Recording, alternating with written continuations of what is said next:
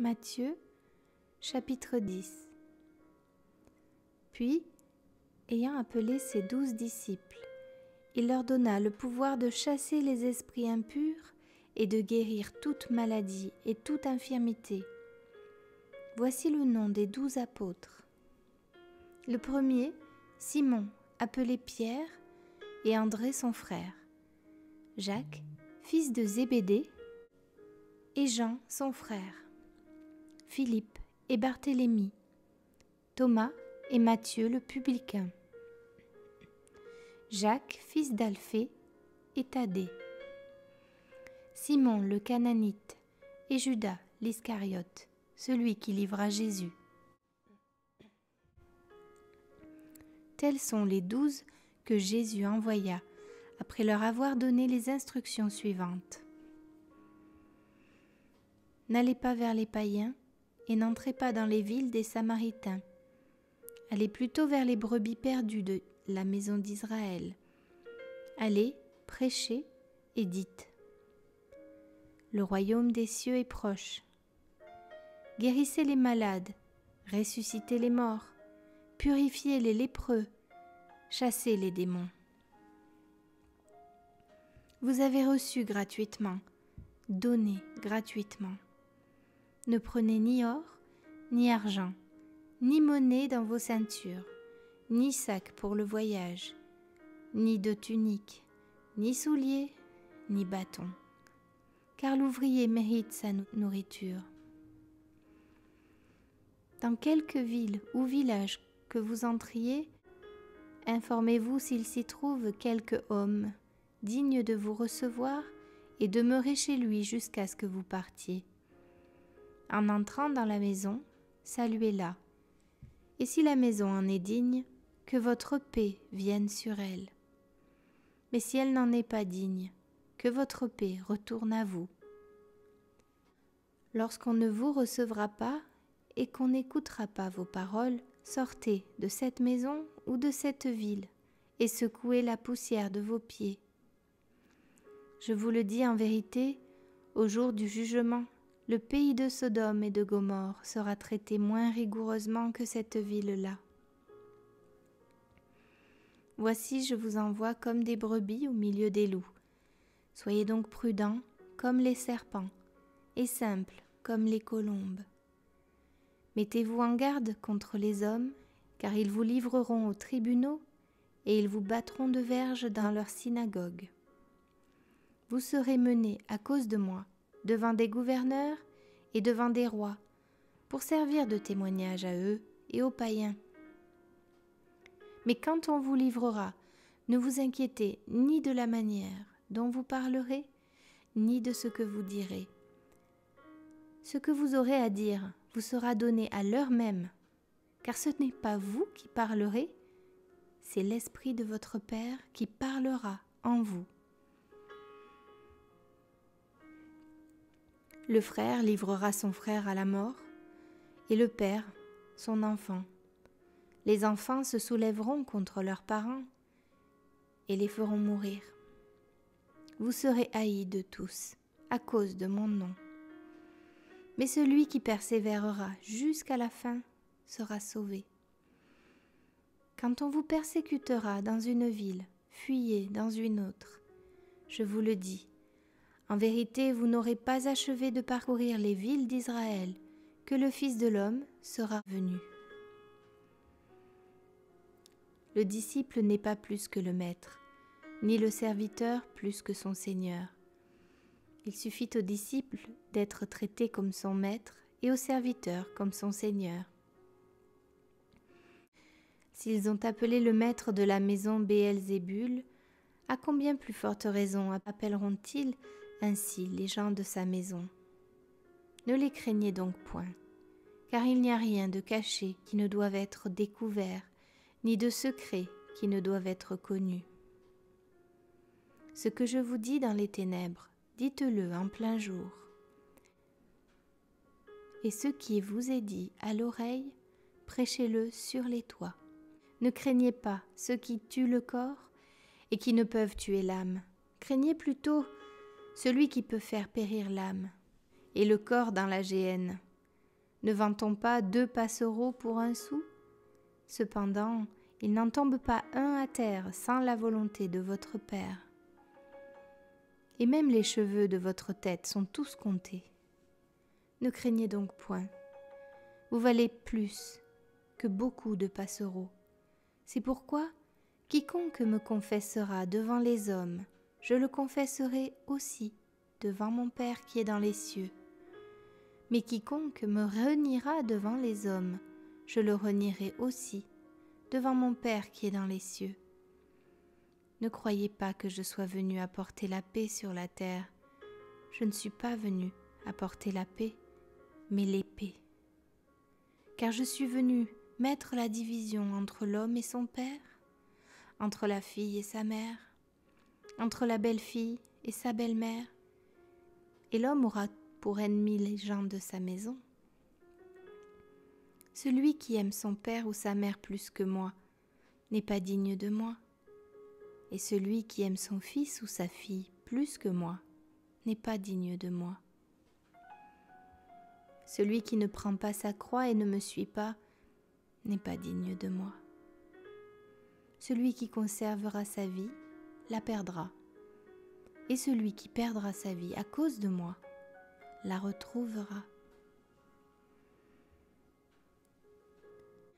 Celui qui vous reçoit me reçoit, et celui qui me reçoit reçoit celui qui m'a envoyé.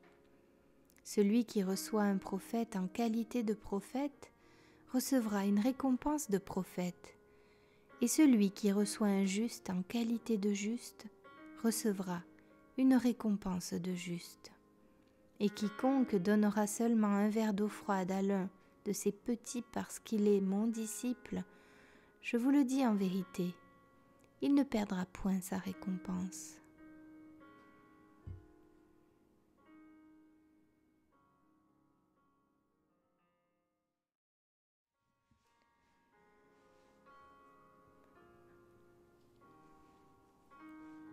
Matthieu, chapitre 11. Lorsque Jésus eut achevé de donner ses instructions à ses 12 disciples, il partit de là pour enseigner et prêcher dans les villes du pays. Jean, ayant entendu parler dans sa prison des œuvres du Christ, lui fit dire par ses disciples : « Es-tu celui qui doit venir, ou devons-nous en attendre un autre ?» Jésus leur répondit : « Allez apporter à Jean ce que vous entendez et ce que vous voyez. Les aveugles voient, les boiteux marchent, les lépreux sont purifiés, les sourds entendent, les morts ressuscitent, et la bonne nouvelle est annoncée aux pauvres. Heureux celui pour qui je ne serai pas une occasion de chute. » Comme il s'en allait, Jésus se mit à dire à la foule au sujet de Jean : « Qu'êtes-vous allé voir au désert ? Un roseau agité par le vent ? Mais qu'êtes-vous allé voir ? Un homme vêtu d'habits précieux ? Voici, ceux qui portent des habits précieux sont dans les maisons des rois. Qu'êtes-vous donc allé voir ? Un prophète ? Oui, vous dis-je, et plus qu'un prophète, car c'est lui dont il est écrit : Voici, j'envoie mon messager devant ta face pour préparer ton chemin devant toi. Je vous le dis en vérité, parmi ceux qui sont nés de femmes, il n'en a point paru de plus grand que Jean-Baptiste. Cependant, le plus petit dans le royaume des cieux est plus grand que lui. Depuis le temps de Jean-Baptiste jusqu'à présent, le royaume des cieux est forcé, et ce sont les violents qui s'en emparent. Car tous les prophètes et la loi ont prophétisé jusqu'à Jean. Et si vous voulez le comprendre, c'est lui qui est l'Élie qui devait venir. Que celui qui a des oreilles pour entendre, entende. À qui comparerai-je cette génération ? Elle ressemble à des enfants assis dans des places publiques et qui, s'adressant à d'autres enfants, disent : « Nous vous avons joué de la flûte et vous n'avez pas dansé. Nous avons chanté des complaintes et vous ne vous êtes pas lamentés. Car Jean est venu, ne mangeant ni ne buvant, et ils disent : il a un démon. Le Fils de l'homme est venu, mangeant et buvant, et ils disent « C'est un mangeur et un buveur, un ami des publicains et des gens de mauvaise vie. » Mais la sagesse a été justifiée par ses œuvres. Alors, il se mit à faire des reproches aux villes dans lesquelles avaient eu lieu la plupart de ces miracles parce qu'elles ne s'étaient pas repenties. « Malheur à toi, Chorazin! Malheur à toi, Bethsaïda! Car si les miracles qui ont été faits au milieu de vous avaient été faits dans Tyr et dans Sidon, il y a longtemps qu'elles se seraient repenties en prenant le sac et la cendre. C'est pourquoi, je vous le dis, au jour du jugement, Tyr et Sidon seront traités moins rigoureusement que vous. Et toi, Capernaum, seras-tu élevé jusqu'au ciel? Non. Tu seras abaissé jusqu'au séjour des morts. Car si les miracles qui ont été faits au milieu de toi avaient été faits dans Sodome, elles subsisteraient encore aujourd'hui. C'est pourquoi, je vous le dis, au jour du jugement, le pays de Sodome sera traité moins rigoureusement que toi. En ce temps-là, Jésus prit la parole et dit « Je te loue, Père, Seigneur du ciel et de la terre, de ce que tu as caché ces choses aux sages et aux intelligents, et de ce que tu les as révélées aux enfants. Oui, Père, je te loue de ce que tu l'as voulu ainsi. Toutes choses m'ont été données par mon Père, et personne ne connaît le Fils, si ce n'est le Père. Personne non plus ne connaît le Père, si ce n'est le Fils, et celui à qui le Fils veut le révéler. Venez à moi, vous tous qui êtes fatigués et chargés, et je vous donnerai du repos. Prenez mon joug sur vous et recevez mes instructions, car je suis doux et humble de cœur. Et vous trouverez du repos pour vos âmes, car mon joug est doux et mon fardeau est léger.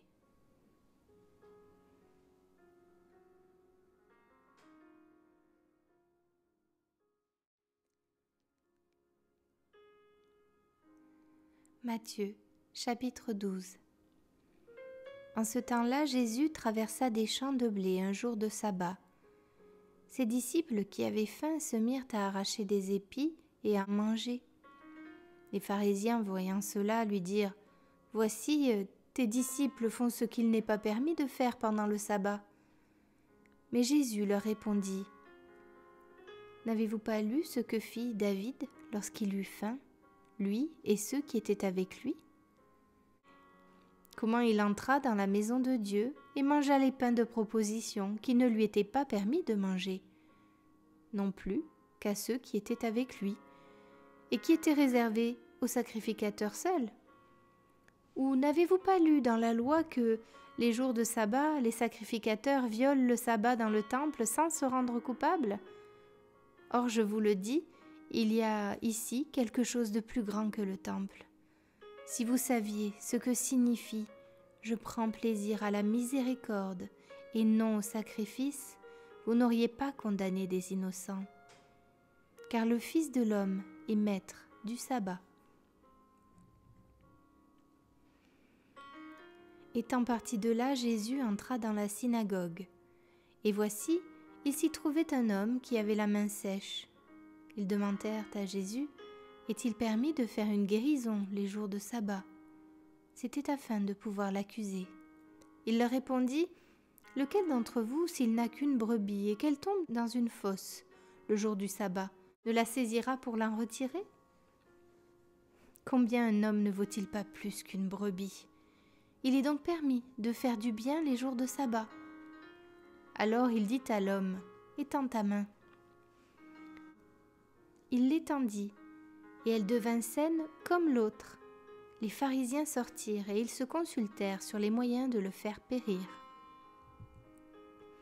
Mais Jésus, l'ayant su, s'éloigna de ce lieu. Une grande foule le suivit. Il guérit tous les malades, et il leur recommanda sévèrement de ne pas le faire connaître, afin que s'accomplît ce qui avait été annoncé par Ésaïe le prophète. « Voici mon serviteur que j'ai choisi, mon bien-aimé, en qui mon âme a pris plaisir.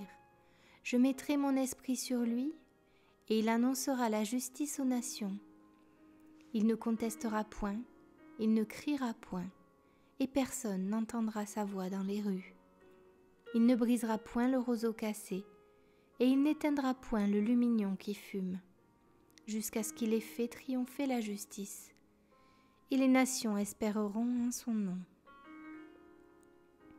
Alors on lui amena un démoniaque aveugle et muet, et il le guérit, de sorte que le muet parlait et voyait. Toute la foule étonnée disait « N'est-ce point là le fils de David ?» Les pharisiens ayant entendu cela dirent « Cet homme ne chasse les démons que par Béelzébul, prince des démons. » Comme Jésus connaissait leurs pensées, il leur dit « Tout royaume divisé contre lui-même est dévasté, et toute ville ou maison divisée contre elle-même ne peut subsister. Si Satan chasse Satan, il est divisé contre lui-même, comment donc son royaume subsistera-t-il? Et si moi, je chasse les démons par Béelzébul, vos fils, par qui les chassent-ils? C'est pourquoi ils seront eux-mêmes vos juges. Mais si c'est par l'Esprit de Dieu que je chasse les démons, le royaume de Dieu est donc venu vers vous. Ou comment quelqu'un peut-il entrer dans la maison d'un homme fort et piller ses biens, sans avoir auparavant lié cet homme fort?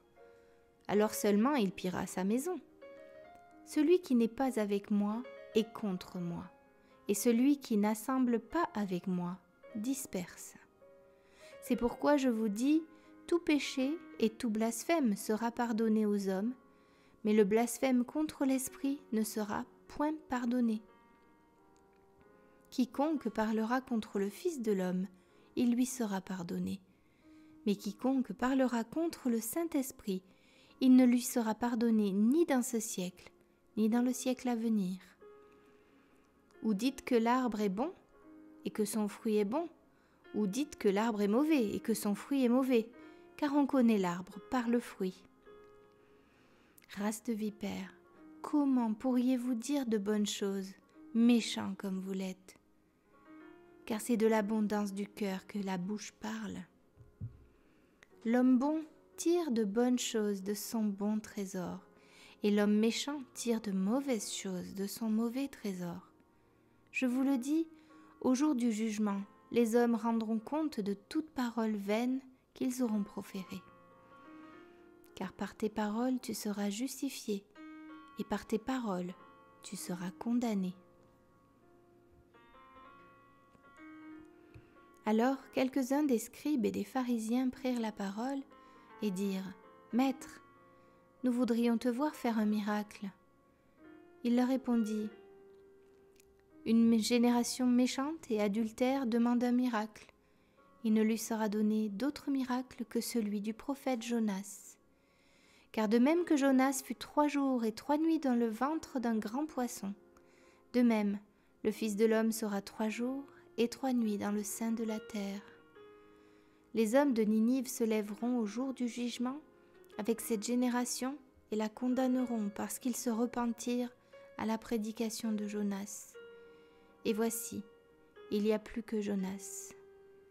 La reine du Midi se lèvera au jour du jugement avec cette génération et la condamnera parce qu'elle vint des extrémités de la terre pour entendre la sagesse de Salomon. Et voici, il y a plus que Salomon.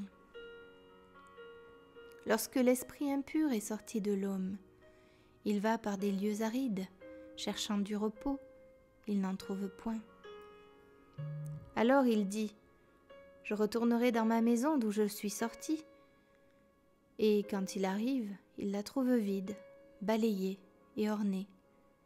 Il s'en va, et il prend avec lui 7 autres esprits plus méchants que lui. Ils entrent dans la maison, s'y établissent, et la dernière condition de cet homme est pire que la première. Il en sera de même pour cette génération méchante.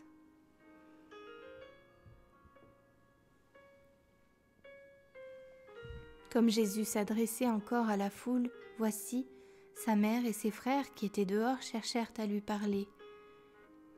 Quelqu'un lui dit, « Voici ta mère et tes frères sont dehors, et il cherche à te parler. » Mais Jésus répondit à celui qui le lui disait, « Qui est ma mère et qui sont mes frères ?» Puis, étendant la main sur ses disciples, il dit, « Voici ma mère et mes frères. Car quiconque fait la volonté de mon Père qui est dans les cieux, celui-là est mon frère et ma sœur et ma mère. »